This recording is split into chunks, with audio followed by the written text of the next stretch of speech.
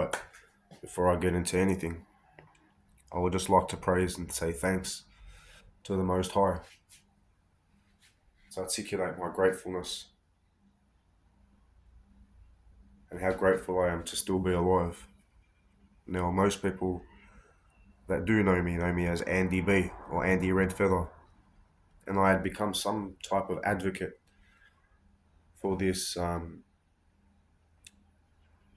community style policing. I have taken a few years path of silence to see if it tapers it off, or it stops the harassment or the gang stalking or the sabotage of your life or the destruction of your life. But it doesn't. It seems to just keep moving. Momentum keeps going. And those of you that are being gang stalked or going through what I'm suggesting or anything of a similar nature can relate to it. Now, I have had earlier videos online in relation to this, but what I've dubbed it is it's a pre-World War II policing. So it's kind of like a Stasi community watch secret police, but with what motive?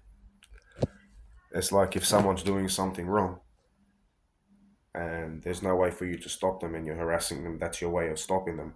Fair enough. What the fuck's their problem? It's been 15 years, these people have destroyed my life and they're still going. They're obsessed behavioral modification, and there's nothing that you can do that's right in their eyes unless you walk and talk like them. And even if you do that, they've already passed the buck and decided that you're on this opposition. Because you see, they're part of a polarized path of life. They're living in a magnetized life, positive and negative, where there's a constant push and shove. And that's how they feed off each other energy and stimulate one another. Well, you see, I don't take that path. I've taken the path of holy union, tatravas, which you see Yeshua HaMashiach talking about. And in Buddhism, I'm not too sure in other theologies if they mention this internal matrimony, this internal union between your polarities. And I'm not talking about it in any sexuality or being bisexual or asexual or homosexual or transgender. That's irrelevant to what I'm talking about. I'm talking about it in a spiritual sense, in the ether, not in the physical, tangible body. So these people constantly rely on stimulation, like a kinetic energy. And the more they live this path that they're living, and they're looking at it through these focals and perceiving the world through their focal point, the more you're going to drift away from them and see through a completely different focal point, which is why you're never going to ever jerry on, and they're going to continuously driving you mad because you're not going to work them out. There's no sense to it to destroy someone's life through harassment. There is no sense to it. And to actually enjoy doing it with respects the person in question or the victim of these personality traits, these character traits, is in the right. Because if a person's having joy out of someone else's misery that they're generating, the person that's miserable is not the one that's at fault. Shouldn't feel any guilt towards it, but they will make you go through these psychological states as well. So as long as they can keep robbing you. Because what does a person say when they're robbing you or kidnapping you? Stay quiet.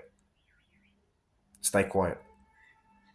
And you notice the ones that stay quiet are the ones that disappear. Those are the ones that kick and scream and kick the boot trunk lid open are the ones that escape.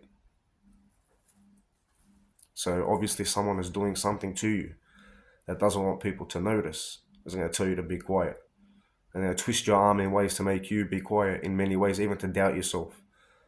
And this is this psyops, this psychological operation that many citizens are finding themselves in for no apparent reason. And it follows you everywhere you go. It doesn't matter where you go, it follows you.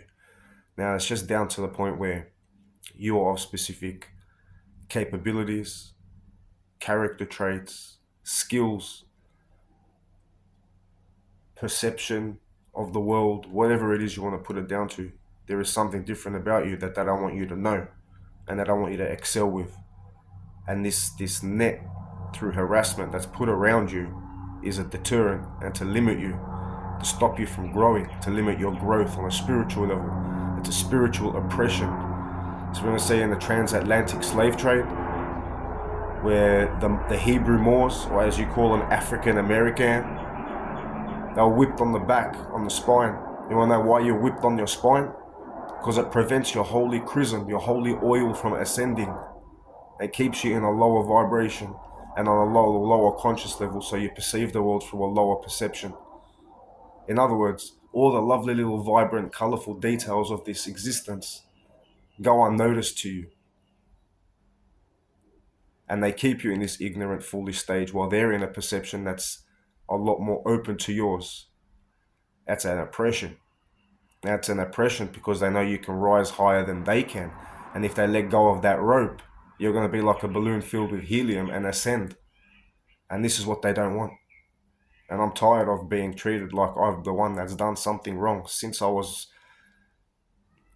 15, 14, I've been part of this program, this targeting. I'm now 36 years old.